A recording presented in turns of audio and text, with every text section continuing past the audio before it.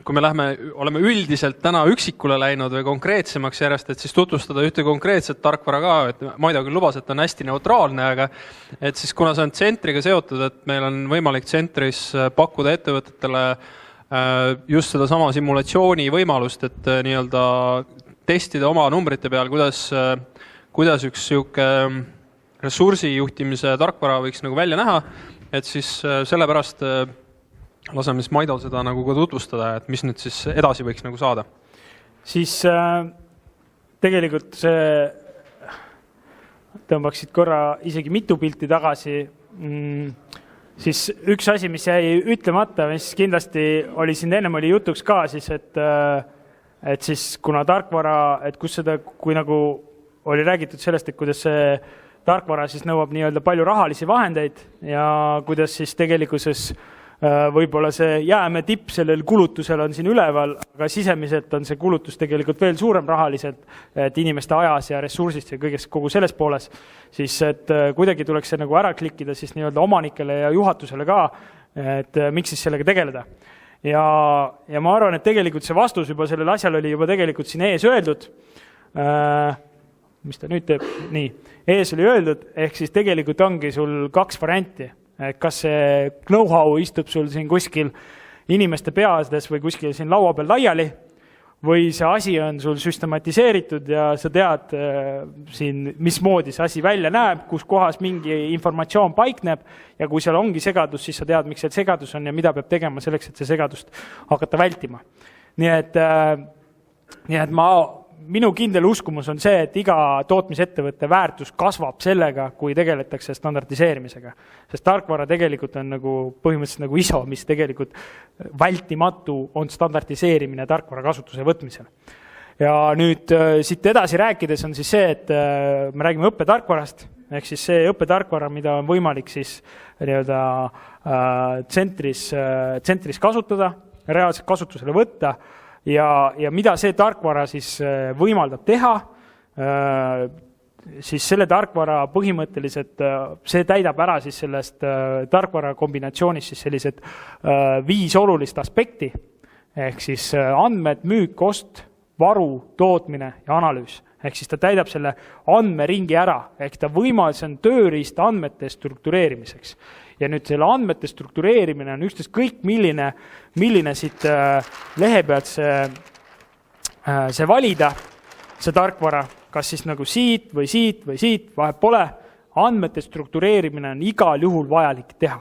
See on töö, millest ei tea mina, et oleks keegi pääsenud. Et võib-olla mingisugused trikid on, aga siis võiks jagada neid, et selles suhtes, et aga mina isiklikult ei tea.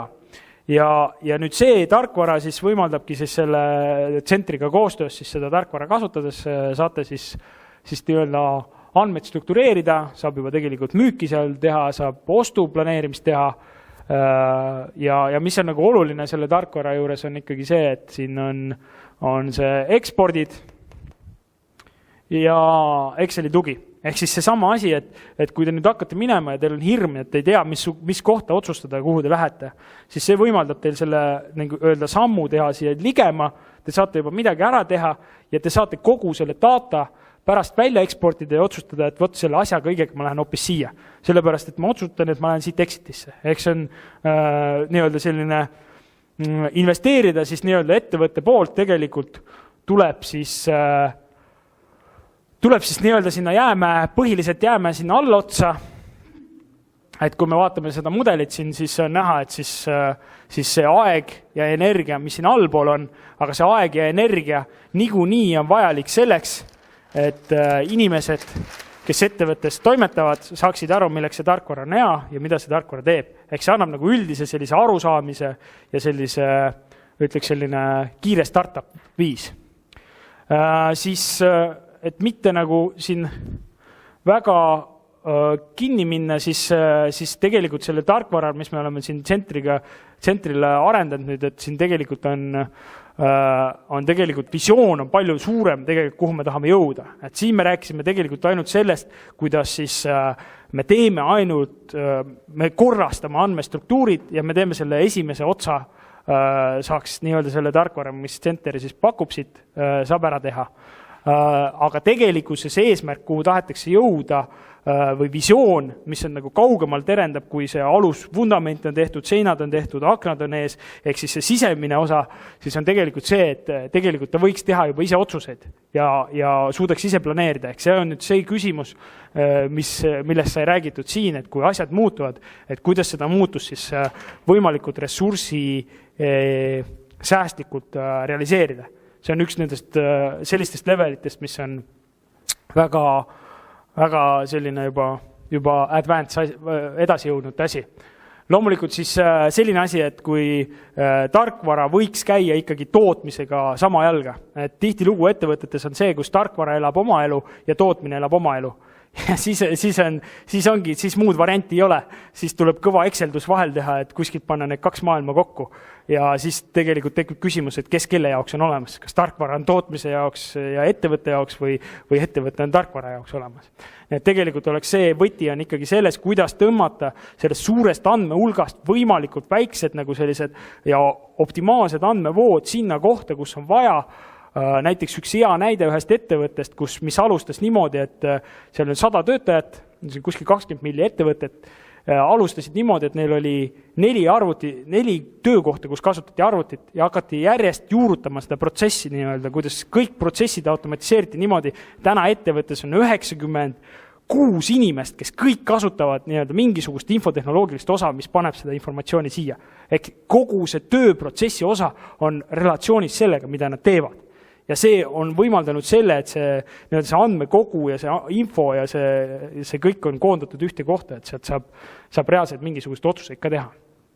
Ja loomulikult siis igasugused integratsioonid ja tuntud teooriat rumbufernöör, nii-öelda sellised juurutamised, mis räägivad sellest, kuidas saada vähema tööga rohkem välja.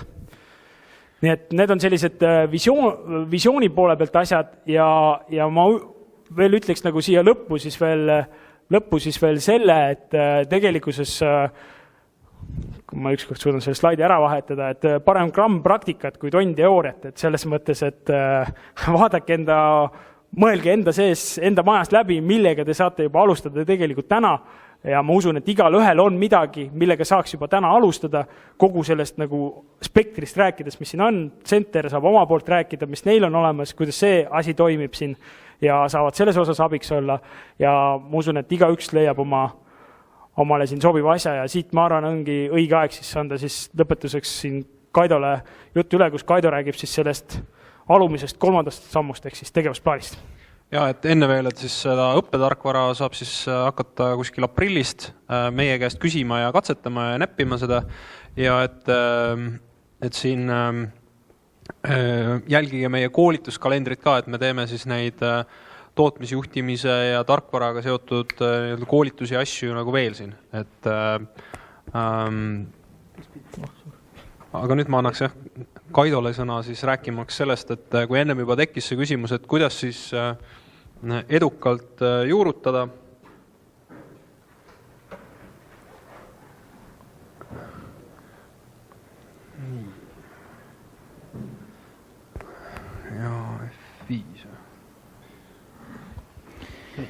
Nii, tere minu poolt. Olen samast ettevõttest, mis Maidogi ja räägin siis natukene näiteid juurutusest ja kuidas see võiks üldse välja näha. Et kõigepealt räägiks üldse, et mis see juurutus üldse on ja milleks seda vaja on. Et ilmselt teame kõik, et see on ühe süsteemi või programmi sisseviimine enda ettevõttesse, aga tegelikult, nagu Maidogi siin juba rääkis pikemalt, on tegelikult olemuselt üks inimeste käitumisharjumuste muutmine.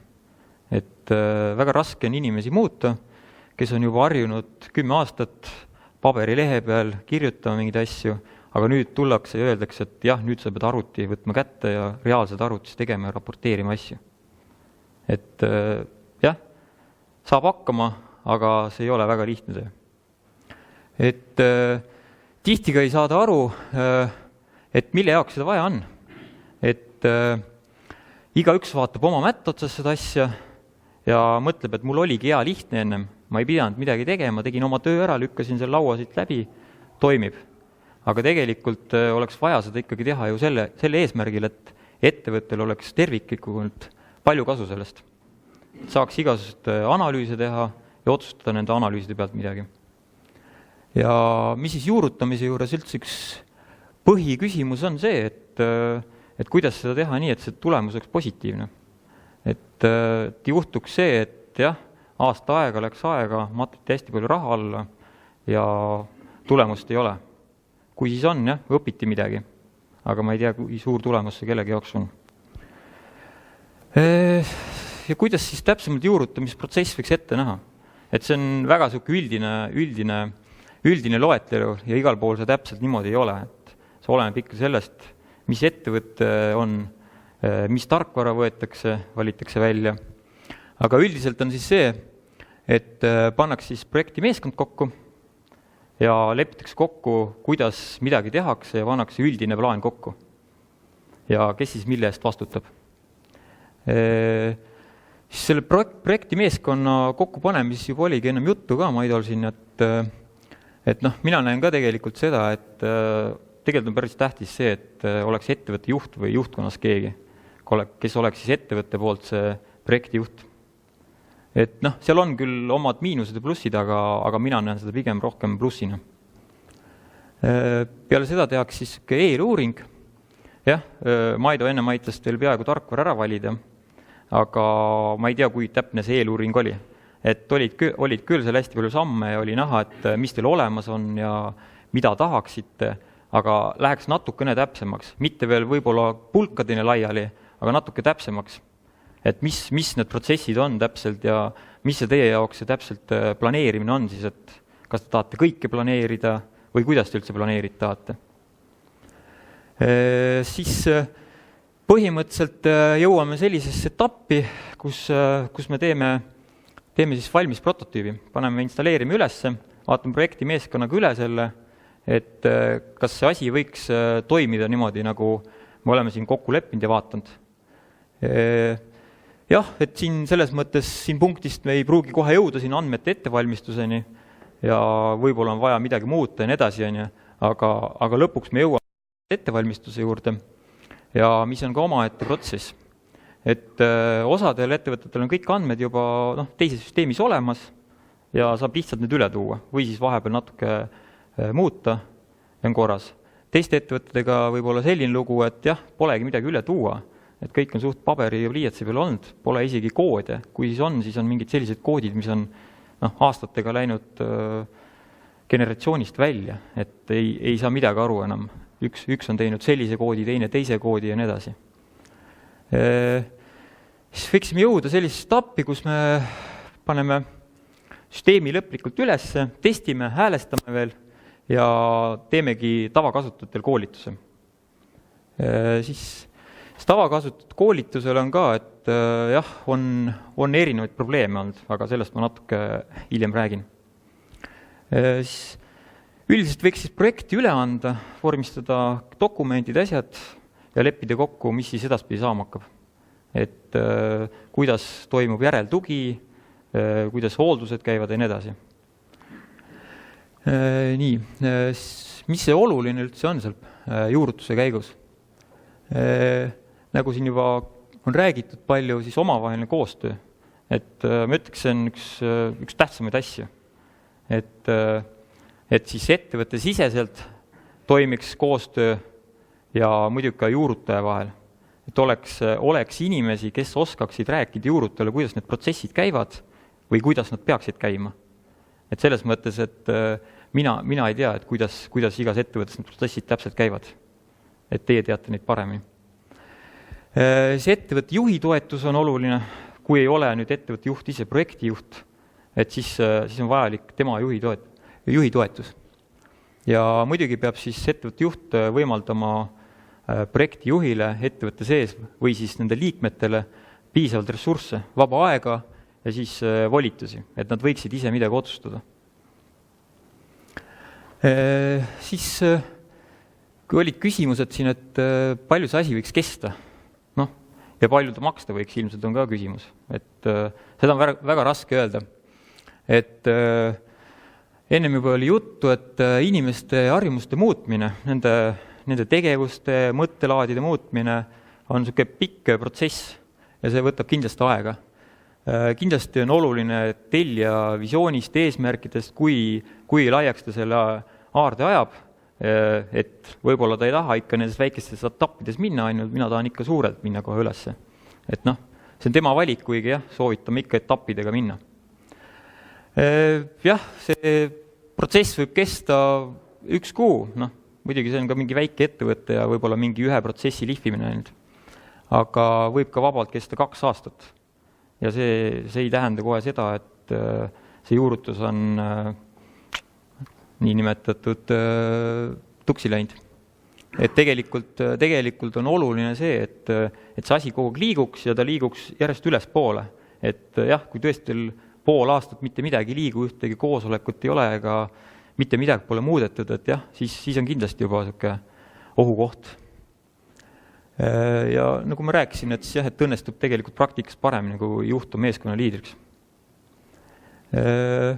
Siis näiteks all siin see tekst, mis on, et see on tegelikult selline tavaline probleem, mis on mitte tavaline, aga ütleme, on teatud kohtades olnud selline probleem, et kui juht ei tee piisavalt eeltööd oma ettevõttes ja räägi ära kõikidele kasutajatele seda suuremat eesmärki ja selgitustöö on väike, siis võib olla selline asi, et tegelikult et see lõpus see 20%, kus võib-olla see on see kasutajate koolitus ja nii edasi, et seal tekib juba sellised probleeme, et mina lähen heas uus kohale, hakkan koolitust tegema, aga lihtsalt ei kuulata. Ei kuulata, et ei ole vaja, mille jaoks, mul praegu kõik asjad toimivad, jah, ma saan vähe palka ja nii edasi. Et selles mõttes ma pean selline psühholoog olema, et selles mõttes, et jah, eeltööd on vaja teha. Kõige karmim näide sellest, mis ma olen kuulnud, et kus töötajatele selgitatud, mis on tarkvara eesmärk, oli ühes suurfirmas nimega Motorola, kus nad juurutasid ka siis ühte korporatiivset tarkvara ja tegid siis esimese koolituse ära, mitte keegi ei hakanud kasutama. Juhtkond mõtles, et meil on eriti juhmid töötajad vist, teeme teise koolituse veel, täpselt samasuguse. Tegid teise koolitusega ära. Ikka ainult 10% töötajaid kasutab, ülejäänud ei kasuta. Ja siis mõtlesid, et ei jää midagi üle, teeme täpselt samasuguse koolituse 3. korda veel. No loomulikult see ei viinud mitte kuskile, et sellepärast, et koolituste käigus endiselt ei selgitatud, miks seda vaja on. Et see on päris oluline, et need eesmärgistatus ja arusaamine, et milleks me neid asju teeme ja kuhu me tahame sellega jõuda. Et see põhjus ka, miks need suured küsimus, et miks need ameeriklased läbi kukuvad, et ka suurettevõtetel vahest nad unustavad lihtsad asjad ära. Et see allapoole selgitada, et miks me seda asju teeme. Jah, et kui me jõuame nüüd mingite konkreetsete tegevustena, mis üldse midagi kasu kannavad, et enne me oleme rääkinud, koostame mingid dokumendid, seda on vaja, aga tegelikult programmiliselt või niimoodi ettevõttepõhiselt tegelikult see veel midagi väga palju ei anna.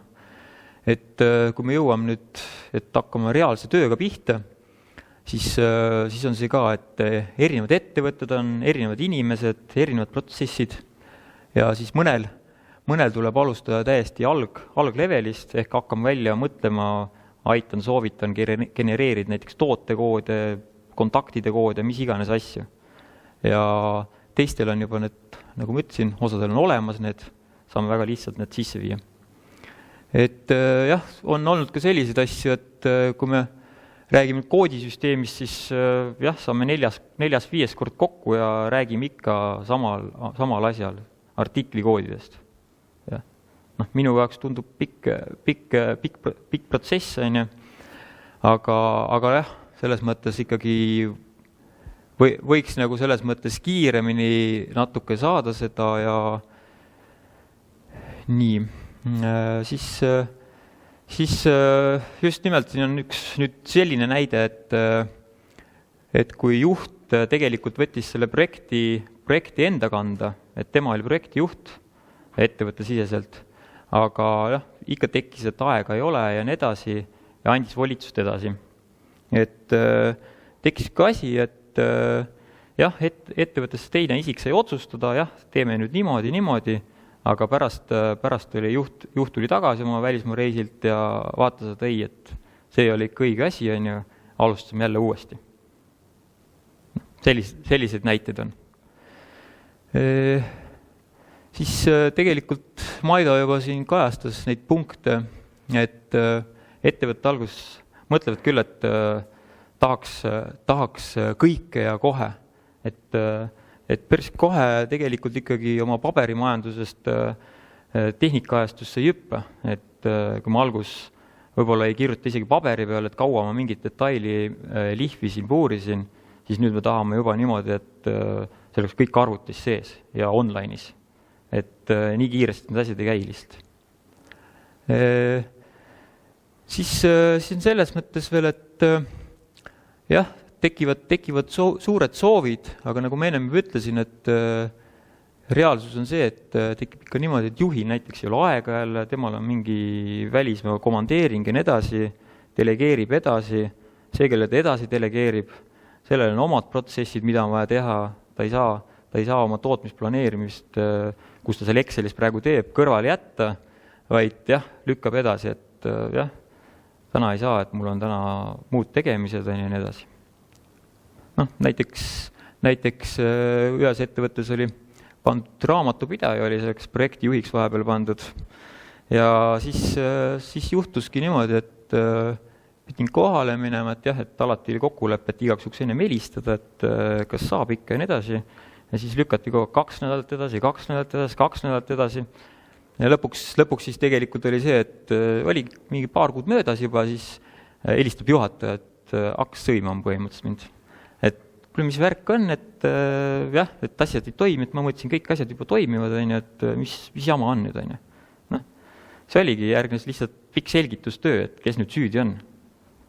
Noh, õnneks otseselt mina ei olnud, et mul oli ka meilivahetust, jah, meilivahetus on vahepeal päris hea asi ka, et mitte ainult kõne helistamine, et selles mõttes, et konkreetselt oligi jah, et raamatupidajal lihtsalt ei olnud aega ja ta ei tahtnud tegeleda võib-olla.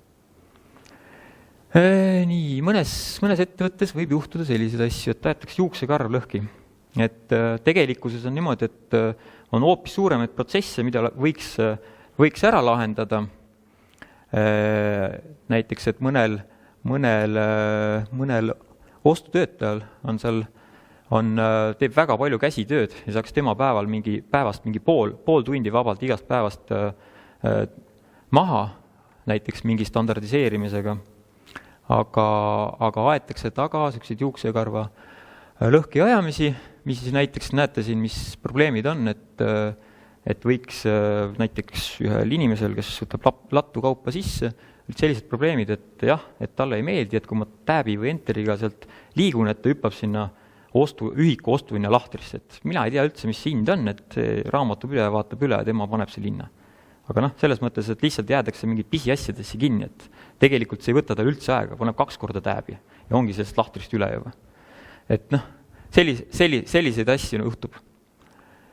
Siis tekib sellised mööda rääkimisi ja tõlkes kaduma neid asju, et kui me rääkisime ennem siin, et e-mailid, telefonikõned, Skype'i koosolekud, kõik need on mingil määral erinevad asjad. Et jah, et e-maile tuleb 50, nagu Maido ütles, kõike võib-olla ei jõuagi läbi lugeda. Kui on mingi tähtis asi, siis kindlasti peaks helistama. Ja muidugi, mis tõlkes kaduma võivad minna, on kolmandate isikute poolt edastatud info. Et ongi see, et juht läheb ära, räägib kellelgi teisele loo ära, siis tegelikult see, kui mulle edasi räägitakse, siis ongi juba teine jutt üldse. Ma küsin veel üle, et kas sa mõtled ikka seda? Ja, ikka mõtleme seda. Pärast tuleb tegelikult välja, et juht mõtles hoopis midagi muud. Et siin ongi näited, et mida teie mõtlete, mis asi on tootmise planeerimine, mis on tootmiste planeerimine? Mis teie jaoks on tootmise planeerimine?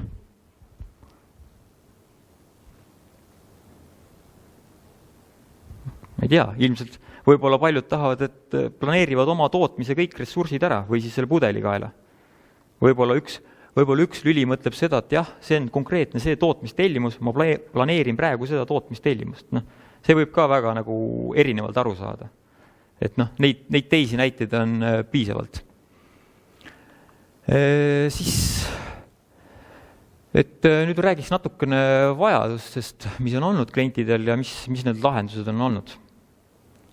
Et kõigepealt siis nii. võiks rääkida. Okei. Klientidel on olnud selline vajadus või ütleme tegelikult selline king, mis pigistab, et on toodetud vanade jooniste järgi. Vanade jooniste järgi tootmine, et jõuab näiteks, puuritakse mingid augud valesse kohta, lõpuks jõuab seal võib-olla viimistlused ka juba läbi ja siis pärast tuleb välja, et augud on vales kohas. Et mis sa nende plaatidega nüüd teed, et viskad minema, võib-olla saab midagi muud teha, võib-olla ei saa.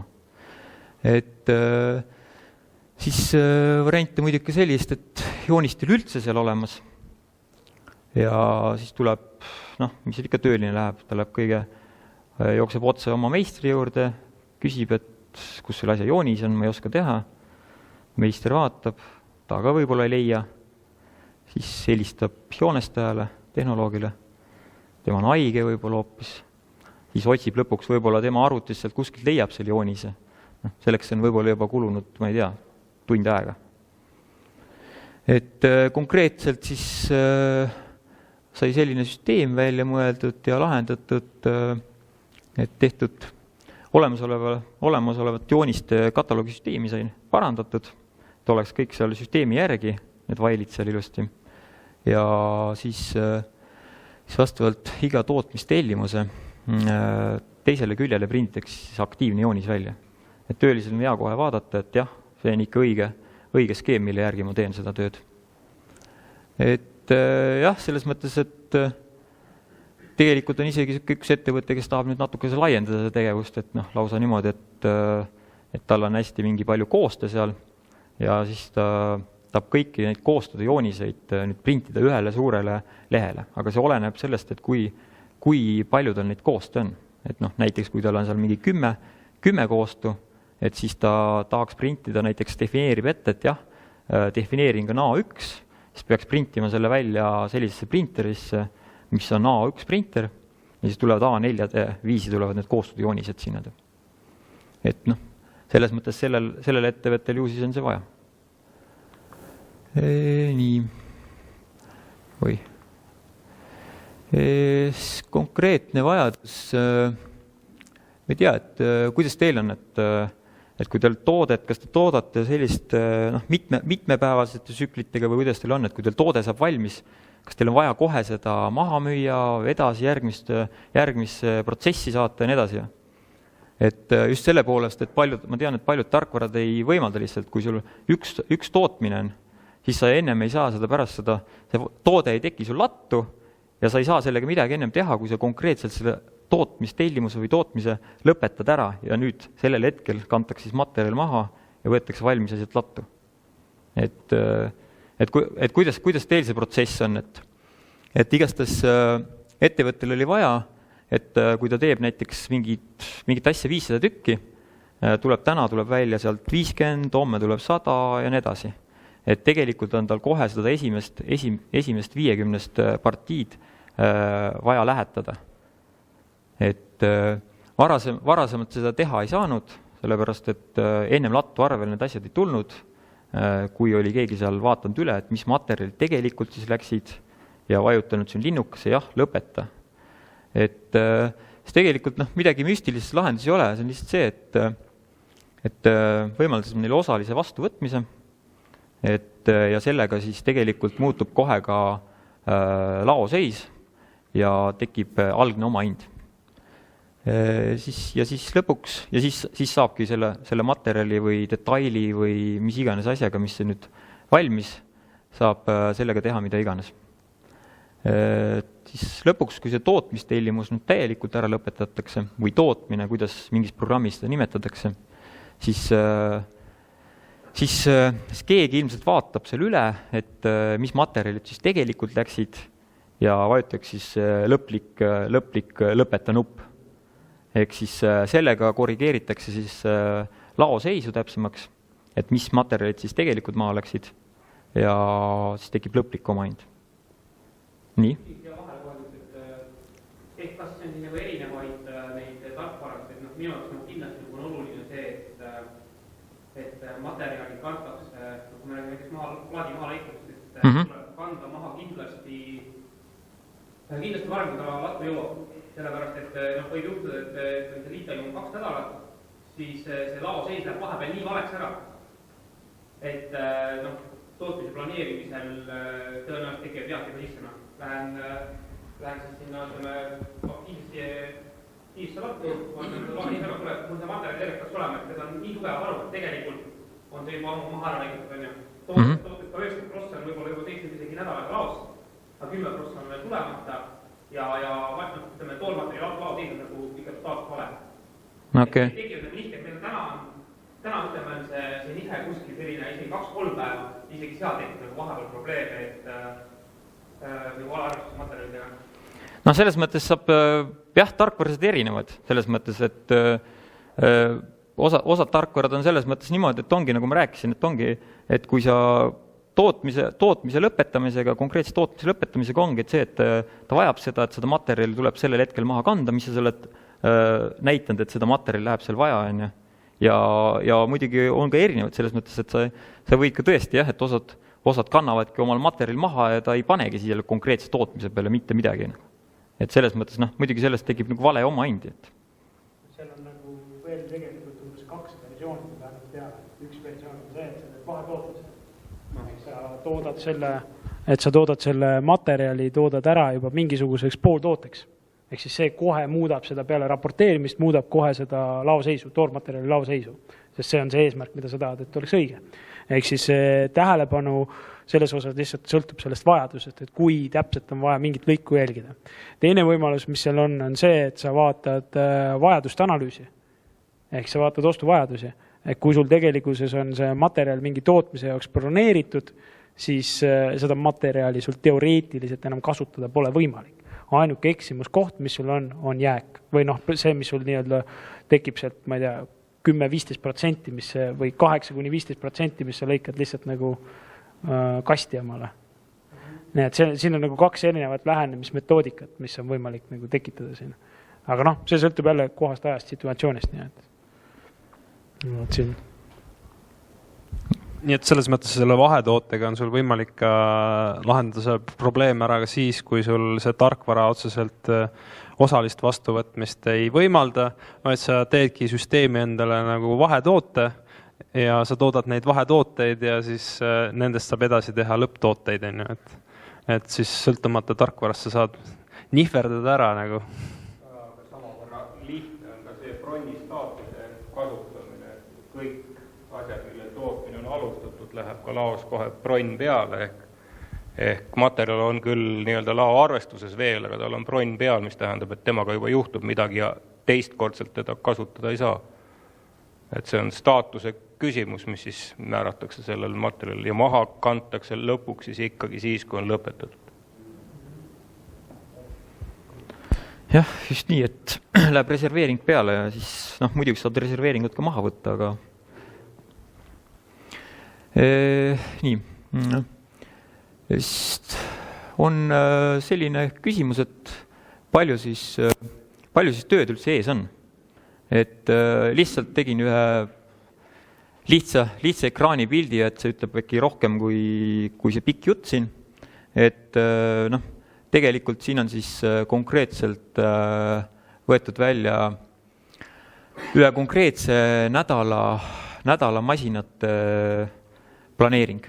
Et palju neil siis tegelikult tunde on tööd ees. Et kui vaadata siin, et see esimene masin on kohe selline utoopilise ajaga, aga tegelikult ma tean, et see ei ole nagu konkreetse üks masin, vaid seal ongi tegelikult selline käsitöökoht, kus tegelikult siis pannakse inimesi rohkem kui vaja on. Et siin on siis tegelikult näha veel niimoodi, et saate niimoodi järjest allapoole neid infot kätte, et näiteks, et et see masin nüüd 40 tundi endale planeeritud töid, aga mis asju siis teeb siin? Et konkreetse näite puhul on näidatud siin konkreetsed detailid või tooted, et mida ta siis teeb selle nädalaga või tähendab peaks tegema. Et selles mõttes, et üks puha, mis kui te olete sisestanud algandmed õigesti, siis on võimalik seda ka võimalikult õigesti saada kätte.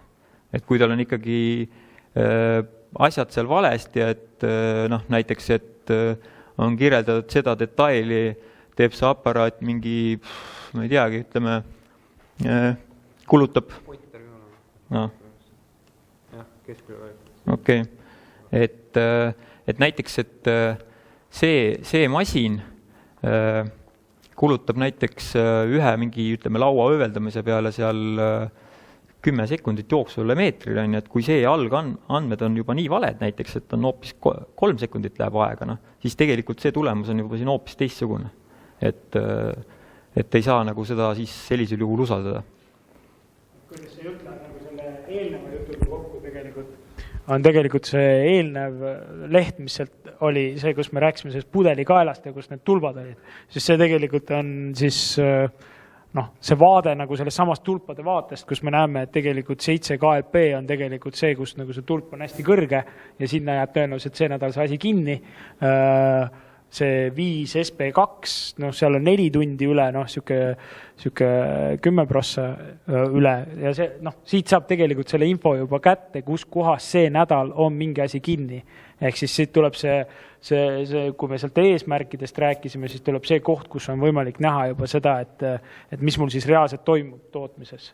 Ja saab ka teha neid otsuseid, et kui ma midagi muudan nüüd ja see tegelikult tekitab olukorda, kus mul 5 MLP tegelikult tõuseb võib-olla 60 peale, siis ma tekitan endale probleemi. Igal juhul midagi jääb tegemata, ma pean tegema seal mingi otsuse ja siis ma saan minna sealt nagu clickdowniga allapoole, et see on lihtsalt nii-öelda ümmargune jutt, mida mina ennem rääkisin, on viidud nagu praktikasse, et mismoodi see võiks siis välja näha, et see on üks võimalik viis, et vastavalt tarkvarale, mida te kasutate ja vastavalt võimalustele see võib erineda, aga üks lihtsalt mõttemall. Jah, selles mõttes, et aitäh. Et see on vaja, kui me ennem nägime seda, eelmisel slaidil nägime, et mis tööd meil siis ees on ja kui palju neid on mingil masinal, siis kindlasti oleks vaja teada ka, et mida keegi tegi, kui kaua, millega. Et täna, mis lahendused reaalselt nagu kuskil töötavad, on põhimõtteliselt kaks erinevat lahendust. Üks on siis selline, mis kasutaks selliselt, et jah, et tootmise juures inimesed raporteerivad mingi töökäskraporti peale või mis iganes lehe peale, et kui palju ta midagi tegi. Siis keegi inimene kuskil kontoris või kus iganes seal tehase nurgas klõbistab need kähku sisse, tavaliselt, ma ei tea, järgmine päev, ülejärgmine päev ja nii edasi. Ja siis alles lõpuks näeb kas meister või kontoris juht või keegi näeb lõpuks tulemust, et jah, et mis siis, kui palju selle masinaga tegelikult siis eelmine kuu tööd tehti või kui kaua talle tehti hooldust või mis iganes remonti. Ja siin paremal pool on siis selline lahendus näha, kus on viidud raporteerimine masinate juurde, on jäänud siis vahelüli selline lüli ära siit ja raporteeritakse masina juures. Et eks neid ole erinevad, aga meil on tehtud selline siis tahvelarvuti peale see lahendus, mis konkreetse äpina siis töötab ja on võimalik siis raporteerida tööaega, et mida ta tegi, kui palju, mis läks praaki ja nii edasi ja siis pluss siis veel sellised abitegevusi, mis on siis mis iganes koristamised, häälestused. Et see olenebki see, et kui täpselt te tahate seda raporteerida, et kas igat 2 minutit, mis kulutatakse häälestuse peale, on vaja raporteerida või ei ole, et seda saate ise otsustada. Mul küsimus, et seda on ju võimalik siis jooksutada ka nutitelefoni peal? Sisuliselt küll, aga selles mõttes lihtsalt oleneb, kui palju ütleme välju siis reaalselt vaja on, et ta nagu väga väikseks ja ebamugavaks ei lähe. Ja üks kommentaar juurde, et kõige moodsam variant on see, et masin ise raporteerib. Jah, selles mõttes ma ei tea, kes on täna siin saalis nii kaugele jõudnud, et ta masin ise raporteerib tal, et sõltub masinast, jah. Ja mida ta raporteerib siis? Et üks asi, mida võib-olla siin oleks ka hea välja tuua, et kui Maido näitas ennem neid astmeid, et kuidas me saame korrastamisest liikuda siis peenhäälestamiseni ja paremate protsesside juhtimiseni, siis üks näide sellest, et mida see annab meile, et töötaja saab kohe töökoha juures raporteerida, et ebanormaalsustest või nendest asjadest, miks tal on seisak, et miks ta ei saa nii-öelda normtunniga siis seda toodet sealt läbi lasta.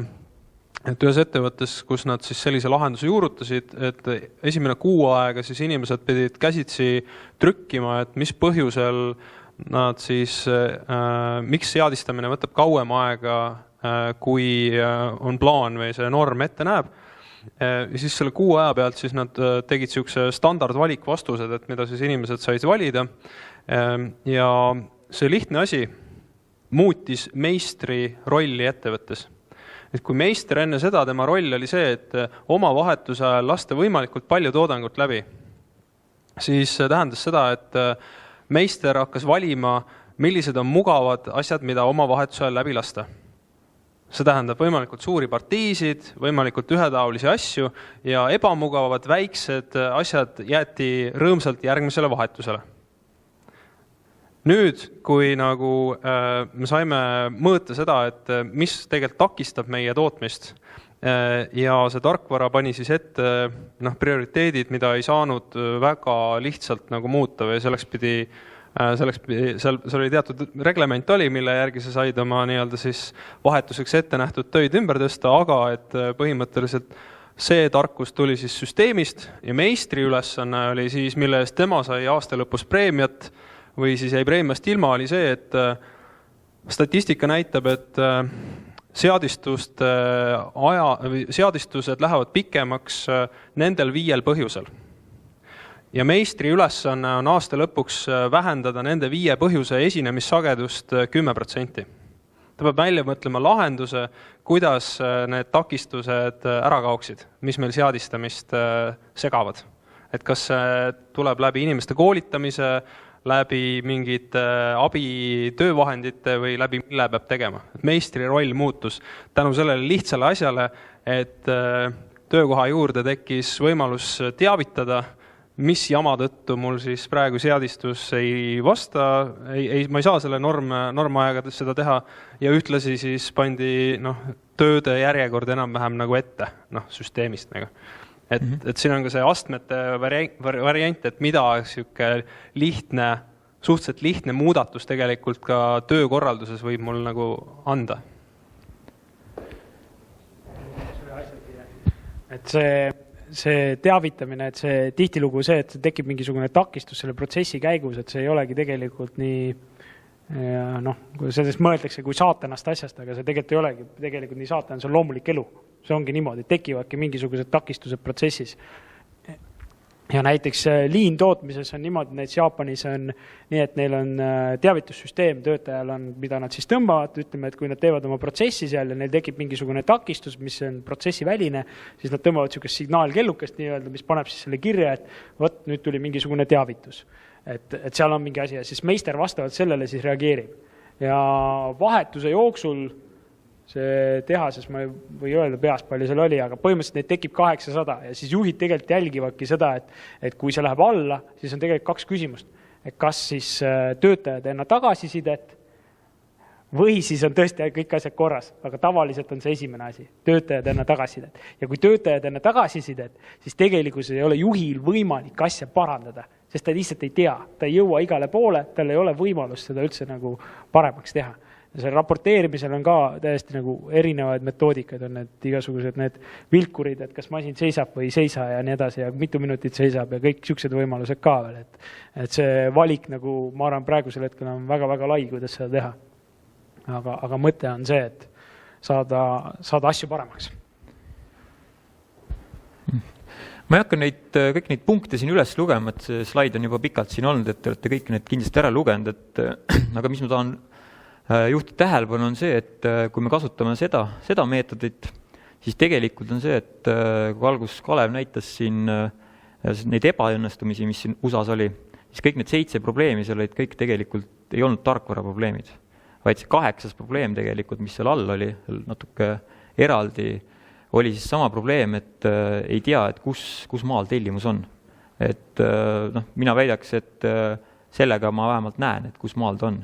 Kui ma online'is raporteerin, siis ma tean, et jah, nüüd on sellest puurpingist läbi käinud, nüüd ta jõuab sinnade. Kui ajad on enam-vähem õiged, siis ma oskan ennustada enam-vähem siit, et kas ta jõuab õigeks ajaks valmis või ei jõua.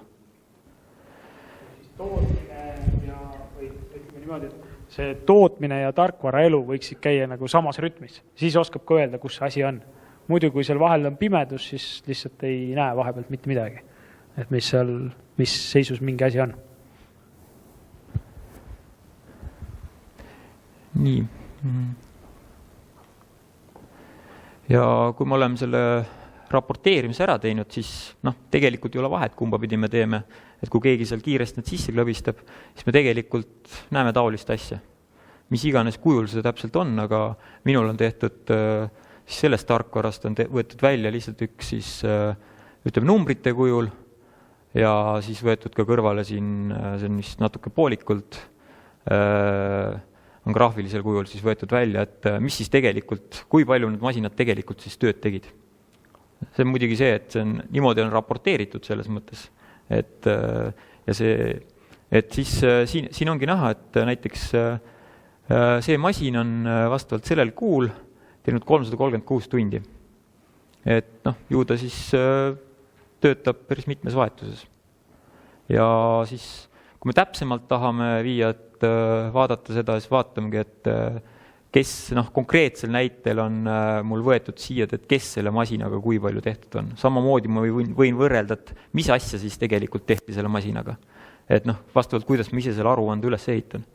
Et antud momendil on siin näha, et selle masinaga on siin 6 isikut teinud tööd ja siis vastavalt selliseid tunde. Et ma ei tea, et see peaks olema abiks ikka, ütleks niimoodi. Et kui siin just oli juttu ühe meistriga mingi paar nädalat tagasi, siis tema rääkis ka sellise juttu, et et inimesed käivad ja kogu aeg räägivad, et palka saab vähe, et kuule, et ma olen nii tubli tööline, et äkki tõstad palka, vaata. Siis see oligi, et mingi aeg tagasi tal ei olnud üldse võimalik vaadata, et võib-olla lappab seal pabereid, et kui paljud siis tegelikult reaalselt tööd on teinud ja nii edasi. Aga tegelikult täna ta saab juba sellistest aruannetest saab selle info kätte.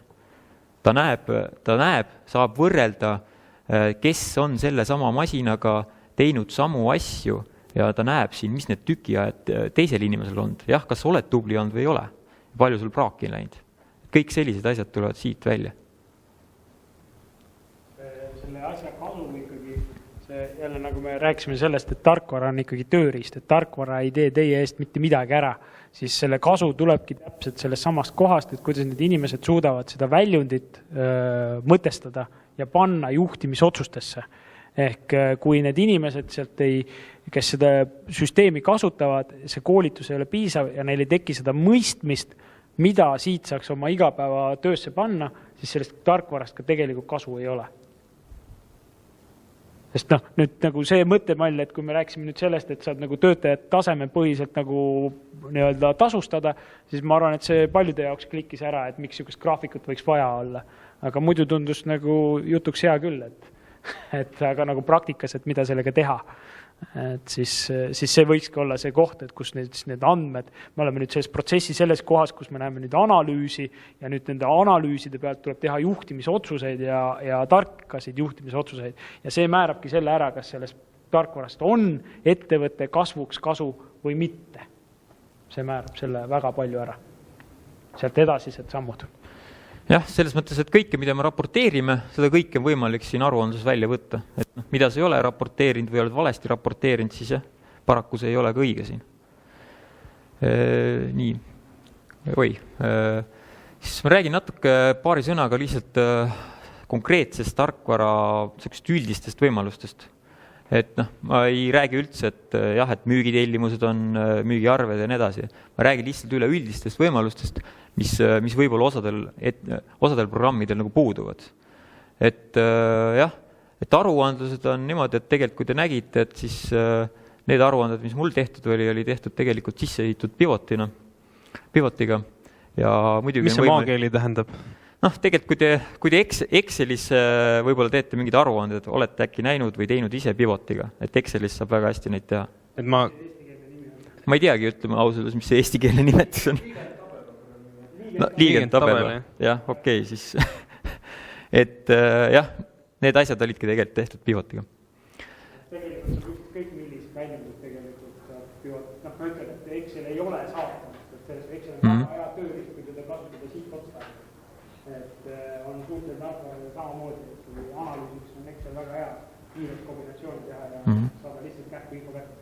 Jah, et on see võimalus, kus mina praegu olin teinud, et see oli sisse pivotiga tehtud, aga tegelikult on võimalus ka see, et te võtate lihtsalt mingi tabeli kujul, kopeerite endale Excelisse ja teete seal omal selle pivoti, et selles mõttes, et lihtsalt see sisse ehitatud kujul on ta lihtsam, et siis teeb konsultant näiteks teile mingid teatud aruanded asjad valmis, on ju, teie ainult seal muudate neid klikke, et jah, see kuu või teine kuu või tahan seda masinat vaadata või seda isikut või mis iganes.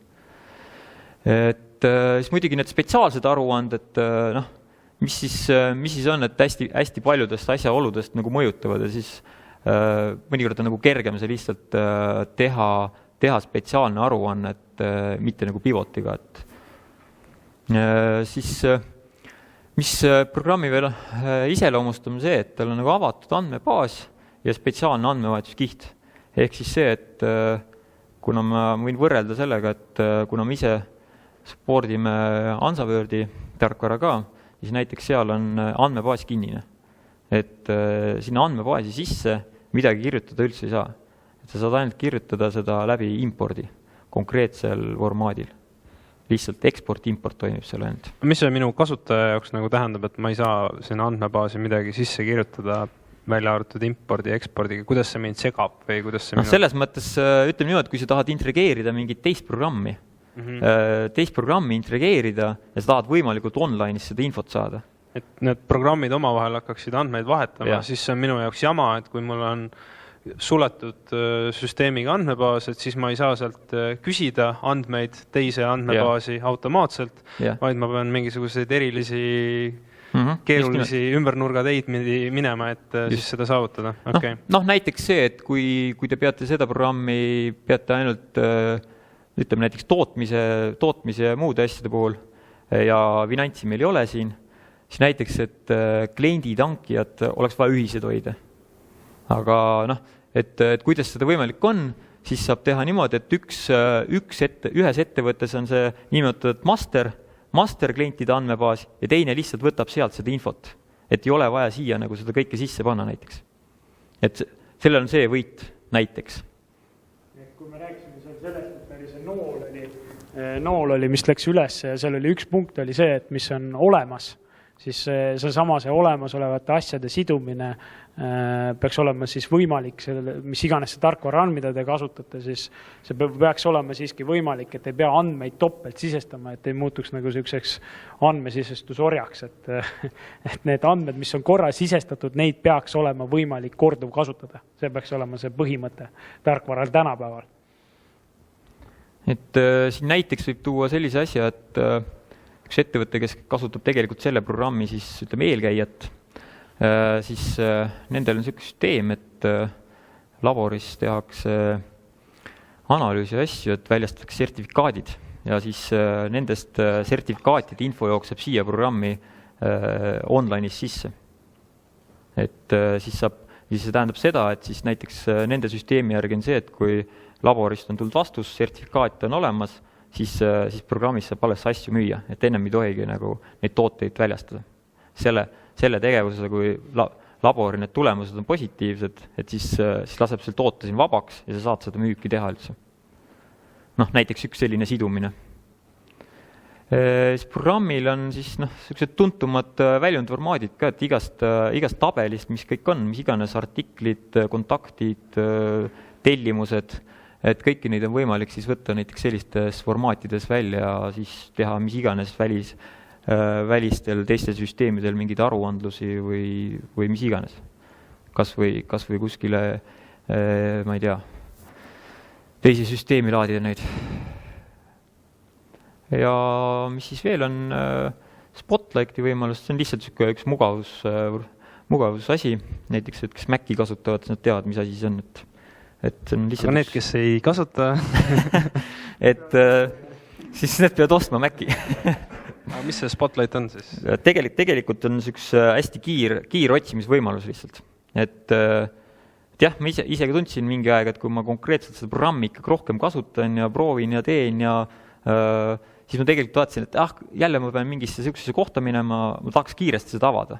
Et põhimõte on see, et sa vajutad klaviatuurilt 2 nuppu, tuleb otsingu aken ette, näiteks sisestad sinna artiklikoodi.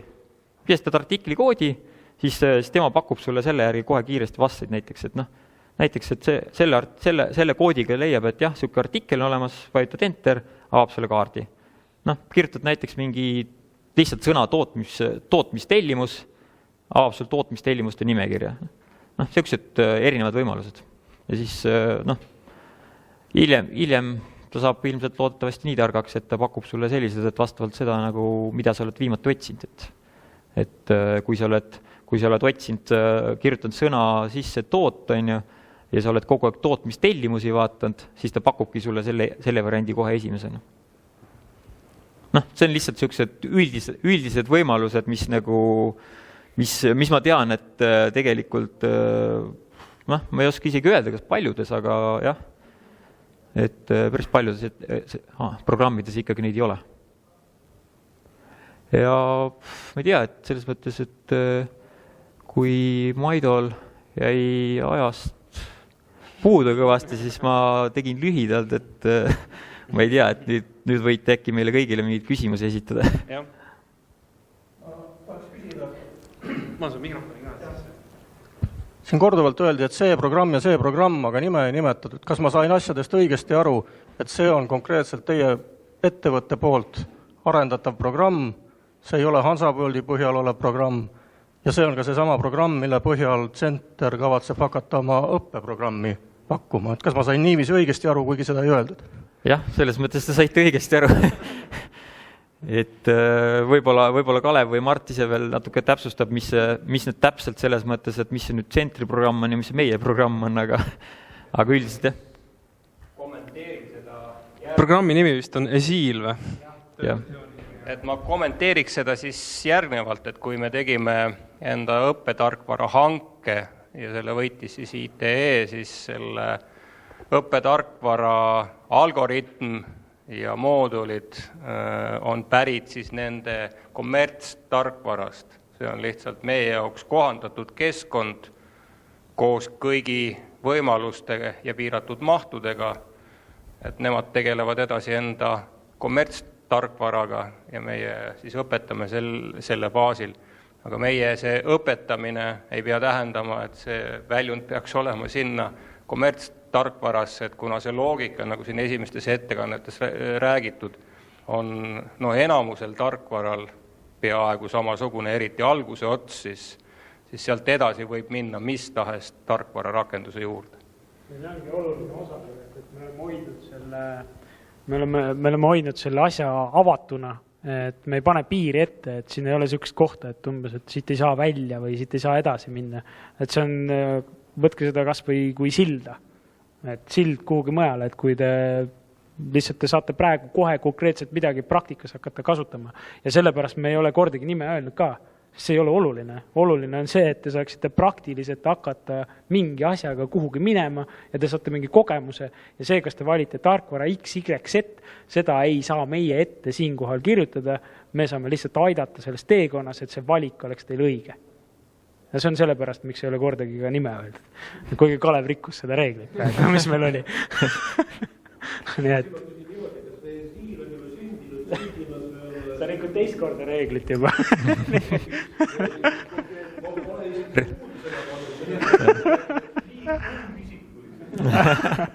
Okei.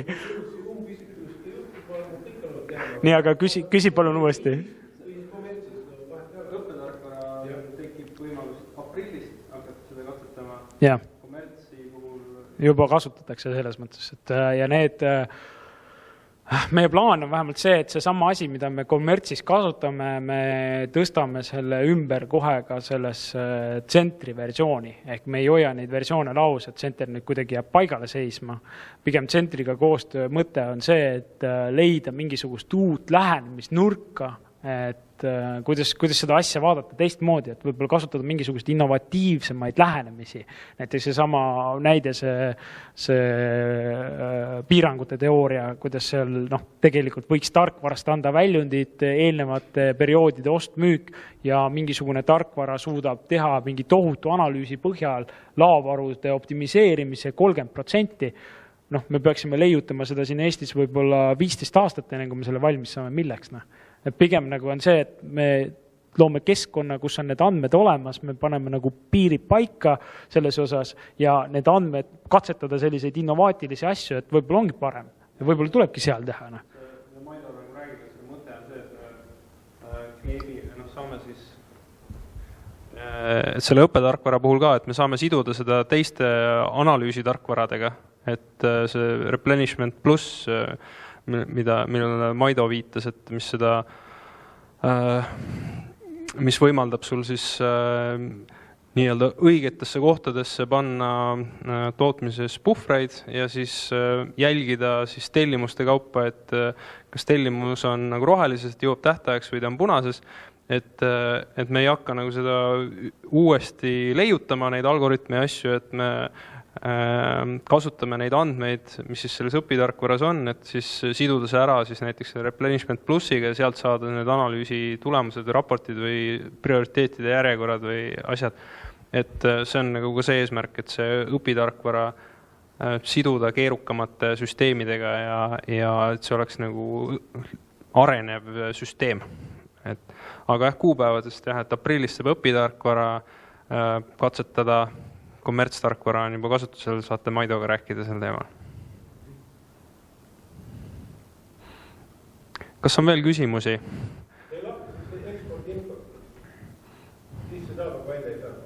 Ei, saab sisse ja saab välja, mõlemat pidi.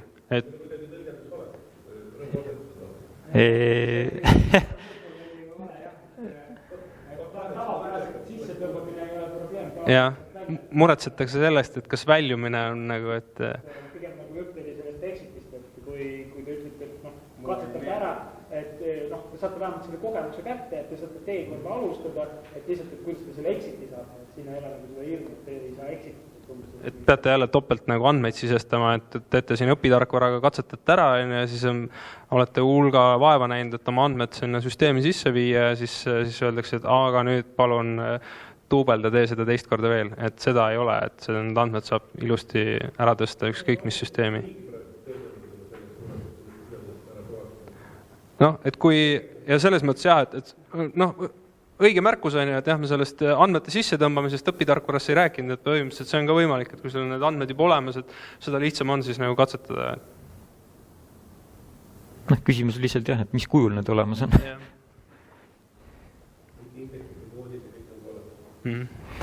Väga hea. Okei. Keeruline on, ütleme siis tarkvara puhul neid uusi tooteid juurde panna, et on 70% on kordutooted, 30 on uued. Selles mõttes, et oleneb, kui keerukad need tooted on. Selles mõttes, et kas seal mitu komponenti seal on. Kui suured need struktuurid ja asjad seal. Me räägime ka mööksust, räägime ka furnituuridest, detaile võib-olla 5-8 teha, erinevaid panen sinna furnituurid juurde, erinevad number 25+. Jah, kui sul on kõiki neid asju, kõik asjad on uued, siis paratamatult kuidagi need süsteemi peavad sisse saama, et ise nad sinna sisse jooks. Et kui keeruline või lihtne, seda peab ilmselt vaatama siis, kui konkreetselt lähed ja sisestandad sisse selles mõttes. Ja selles mõttes see konkreetne programm siis selle saab ühildada joonistega, tehnoloogia, ütleme, et kui ma tootmisega infot anda, tehnoloogia peaks nii olema, selle peale arvutama, aga et nüüd ka see siduda veel joonistega. Kus nad on, jah? Mis formaadis joonised? Mis formaadis, kus nad asuvad? Selles mõttes, kas on see solid või on AutoCAD, see on lõpus PDF-iks ümber teha, kui vaja. Kui on PDF, siis ei ole küsimus. Unikaalne kood on alati ringi. Aga kas ka selles mõttes ütelda, et selle käed tulipõrtsi faili teeb, eesmärk tegelikult oleks see, et vaatame sama jookset PDF-i, me täna ostame ka PDF-e, seal on kõige suurem miinus selles mõttes ajaressurss seal. Et need samad on, et vaja jooniseid muudatusi sisse viia, siis tegelikult konstruktor läheb siis kausta, muudab siis solids ära, siis teeb selle uue PDF-i ja rikutab selle kuhugi üles. See on kohe ühes keskkonnas, eks ole, muudab seal keskkonnas selle ära, kõik automaatselt tahab igale poole õige joonistada. Et jätaks nagu väga palju samme sealt nagu vahet ära, kui lõpus ütleb niimoodi. Pigem nagu selle poolt mängu, et kas on, kui palju king pigistab sealt. Et kui nüüd nagu case'id kokku võtta, nagu kogu tootmisplaneerimine ja kogu see temaatika, et kui palju see king just sellest kohast pigistab. Et täna meil seda võimekust seal ei ole ja see sõltub, ma ütlen, see peab vaatama sellest, et mis SolidWorksi enda võimalused on, et võib-olla seal on juba see sisse ehitatud. See pommi loogika, et seal tekib mingi bill of materials ja selle saab kohe siis sisse tõmmata. Kindlasti on ka ehitatud, aga lihtsalt pole olnud konkreetselt vajadus siiamaani. Sellele, et ei ole piitud seda nii esmatähtsaks asjaks. PDF ei ole... See on seesama konkreetne näide, mis ma tegelikult korraks nagu rääkisin ka, et kui on struktureeritud need PDF-id seal kuskil serveri kataloogis, siis on võimalik neid külge linkida automaatselt sinna. Tahtsin veel lisada, et see on natuke seda vastutuse küsimust, et kui neid jooniseid ei ole ülipalju ja see ei ole ülitihe protsess, siis joonestaja see üks nii-öelda print PDF õigesse kohta teha ei ole raske liigutus. See on see kohustuse ja vastutuse küsimus. Kui see on väga tihe töö, siis on muidugi mõtet seda automatiseerida. See on liigne töö ikkagi, tuleb kes kui palju raha loeb, 10 senti maha korjad üles korjad. Nii on see vägi raha. No, seal on see, et kui see on nagu korra päevas on ju, ja et selle integratsiooni ehitamine maksaks sulle mingi x tuhat euri, et kas see tasub nagu ära, aga kui see on nagu 10 korda päevas ta peab seda tegema, siis tõenäoliselt juba hakkab nagu investeeringuna nagu mõistlik olema, et see küsimus nagu on. Tanel tahtis ka midagi lisada. Poolenisti vastati ära sellele küsimusele, aga sisuliselt on ju niimoodi, et seda joonist muuta ja kui seda peab ikkagi 10 korda päevas tegema, siis peaks seal alguses muudatusi võib-olla tegema. Et see lihtsalt repliigi korras, aga sisuliselt on nii, et kui sa selle juba mudeli või joonise tegelikult sa SolidWorksist lahti võtad, siis sa salvestad niikuinii. Selle töö sa ju teed. Ja siis samal ajal nüüd see printida PDF, et ta läheb automaatselt sinna oma koha peale, nimetab vana joonise nüüd mingiks old versiooniks kuupäevaga, asendab selle uuega ja kogu süsteem korjab info sealt üles, et siis tegelikult võib-olla ta ei ole nii suur töö. Ma ei tahtnud selle üle et jah, kui üldiselt öelda, et see kõik on võimalik, lihtsalt palju see maksab kõik ja kas see mõistlik on. Kas on veel küsimusi?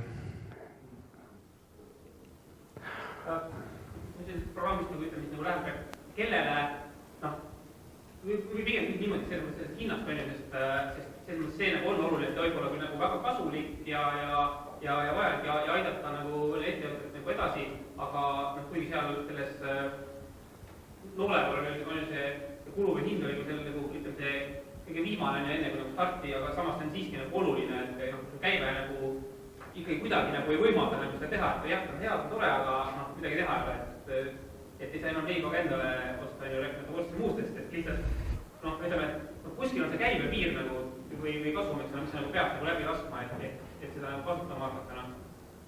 Suurusjärk, et ütleme, et kui see asi maksab kirvega lüües, ma ei tea, 100 000, siis meil veel 10 000 eurose käibega ette, et pole mõtet üldse hakata mõtlema, et kas see on mulle kasulik, no ei ole. Õppetarkvara nii-öelda siin meie majas kasutamine on tasuta, majast väljas hind kujuneb esimesele 10 teeme umbes 10 euri kuus ja see on siis piiratud mahus on, et see, mis kommertstarkvara maksma hakkab, et seda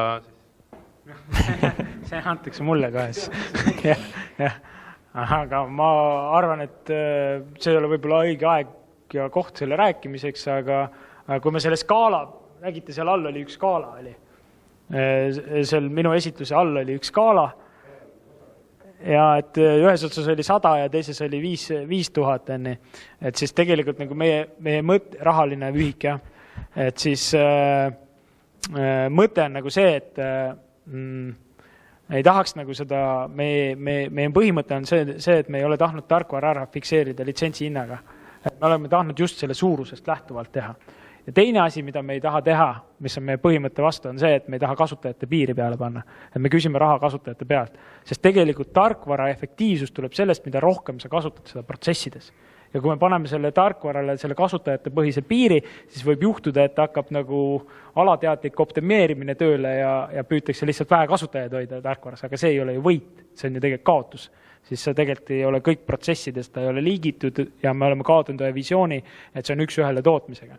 Nii et see tõde jääb sinna, ta rendipõhine on kuupõhine ja ta sõltub tootmiskäibest. Või käibest.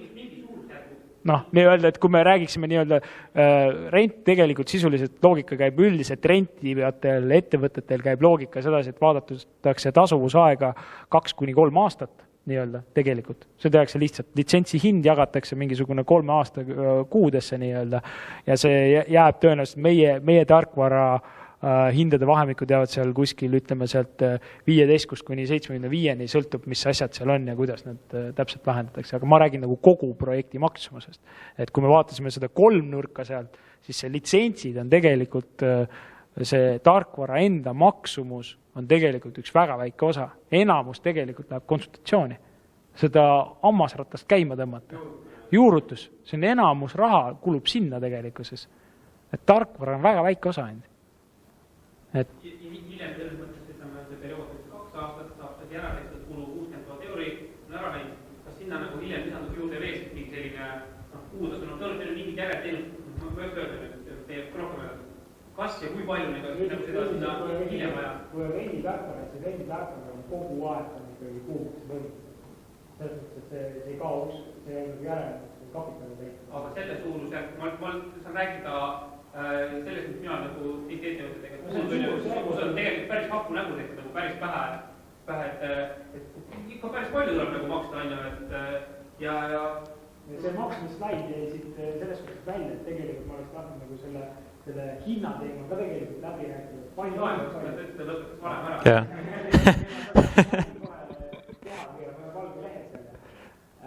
Tegelikult hinnateema on puhast nagu mõttemalli küsimus, mis sa sellest saab? Mis see tegelikult sinu?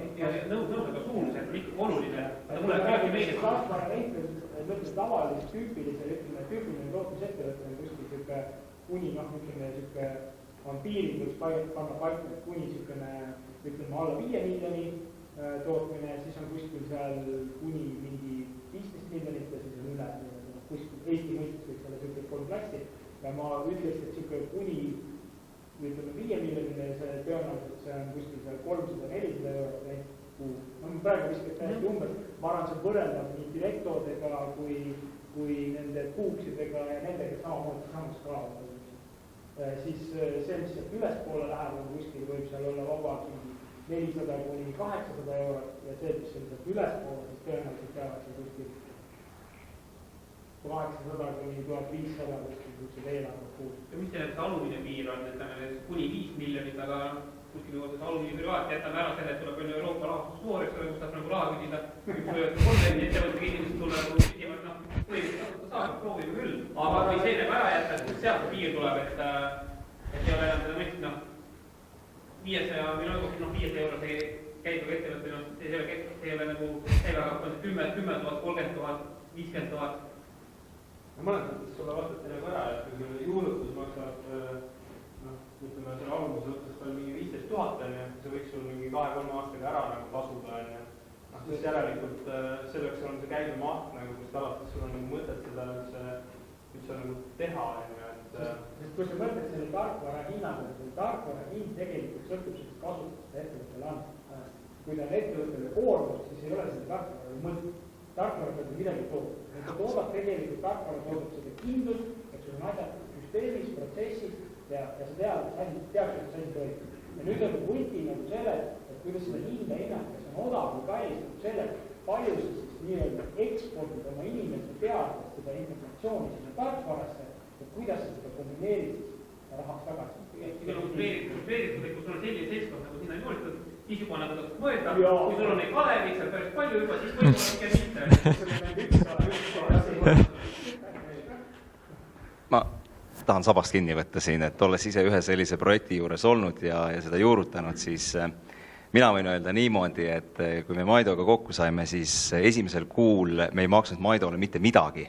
Me hakkasime tegema ja me hakkasime maksma siis, kui ettevõte hakkas teenima iga eelneva nagu juurutuse pealt juba tulu. Et seda ei saa päris niimoodi võtta, et ta maksab nii palju. Sa esitad küsimusi, sa lahendad probleeme ja iga probleemi lahendus on kokkuhoid. Et ta ei ole niimoodi, et ma panen 50 000 eurot lauale ja siis ma saan midagi. Mitte midagi ei juhtu 50 000 euro lauale panemisega. Aga kui sa iga kuu teed mingisugused arendused, meeskond tuleb kaasa, siis sul lähevad iga kuu protsessid paremaks. Ja paremaks minek on kokkuhoid. Nii et lõppkokkuvõttes on tarkvara juurutus, ta tuleb, võib öelda ka 0 krooniga sulle lõpuks kätte või 0 euroga, sest sa oled teinud asju ju paremini. Sa teed... See versioon, mida sina räägid, et jupikaupa minema hakata, just. See jupikaupa maksad ja iga järgmine aasta, mida sa teed, toob sulle siis mingit kasu, kas kulude kokkuhoidus või mingi tootlikkuse tõustus. Just. Et kui sa oled ühel hetkel maksnud näiteks kas 30 000 eurot välja, siis sa oled tegelikult ka selle 30 000 eurot ka kokku juba hoidnud. See on nagu... See on umbes sama loogika, et nagu tegelikult on nagu mõned ettevõtted ja kuidas? Mõned vaatavad... Kui kokku, siis ära tee. Mõned vaatavad ainult investeerimised, vaatavad, et võtavad avanud, võtavad selle peale neid 20 000 eurot. Aga tegelikult, kui sa võtad kokku, et palju sa koristada või aastas või 5 aastas, tegelikult tema saab täpselt samas olukord, et koristab selle korraks ära ja siis rääkis kõik me tuleb koristab jälle seda, et see oli kõik see. Et tegelikult tema peab status kood saada, et kõik oleks nagu korras. Meil tegelikult on umbes samasugune point, et püüame kogu aeg seda levelit tõsta. Koristame ära, siis kas tules järgi või tuleb, kui tules järgi, siis me saame uusi asju hakata koristama ja niimoodi see järjest läheb samm-sammult edasi. Seda ei saa võtta nagu selline ainult kulu aspekt, et seal on ka väärtused, mis on sellised tehnid, mis toovad sellist protsessi ja taipamist ja inimeste arengut ja kogemust sinna sellesse ettevõttesse sisse. Küll aga ma saan lisada seda, et kus kulud tekivad, on alguses, kui sa korrastad maja. Oota, siin on küll kulud, aga need on need kulud, mida sa pead niikuinii tegema, kui sa tahad majandustarkvara kasutusele võtta, aga seda raha ei küsi sinu käest selle programmi tegija või see, kus sa seda ostad. Need kulud on küll, aga neid peab iga maja hindama siis eraldi, et kellel kui nagu korrast ära see majapidamine on, et kui palju seda tööd on eelnevalt teha. See samas skaala, mis me vaatasime need erinevad punktid, et kui suur see skoor on, et kui sa selle levelil oled, see on palju distantsi ja kinni joostama, sellest see tegelikult see hinna suurusjärk tuleb. Ja üks oluline lisakulu võib olla ka väga vabalt riistvara hankimise vajadus, mis tekib, on need mingid riistkoodi lugejad või on need täiendavad sisestuskohad.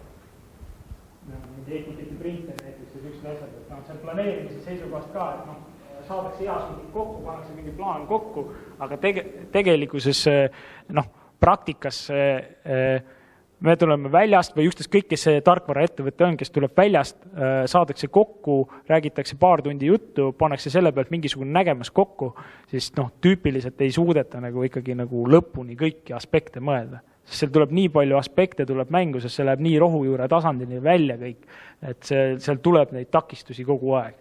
Ja seda tulebki võtta kui loomulikku protsessi, et koristad ühe asja ära, siis leiad jälle midagi, siis hakkad jälle koristama ja lähed. Ja see on see agiilne protsess, kui käid seda ringi ja käid ja see läheb järjest paremaks, ja tõused seal trepiredelis. Aga ühtstes kõik millises tarkvaras, kõigis on see niimoodi. Et ei saa kohe kõiki asju korraga tehta. Ma ei julge nii öelda, aga ütleme niimoodi, et kui ta tõestab ära ja näitab praktiliselt, et see võimalik on, siis järelikult nii on see võimalik, aga täna ma arvan, et see on ikkagi protsess, see on protsess. Ei saa teha seda arenguhüpet, nagu sa ei saa osta nagu seda kultuuri ja teadmist ja oskust kohe ühe korraga nii palju sisse. Ja. Kas on veel küsimusi? Kui ei ole, siis kõigepealt teeme Kaidole väikse aplausi.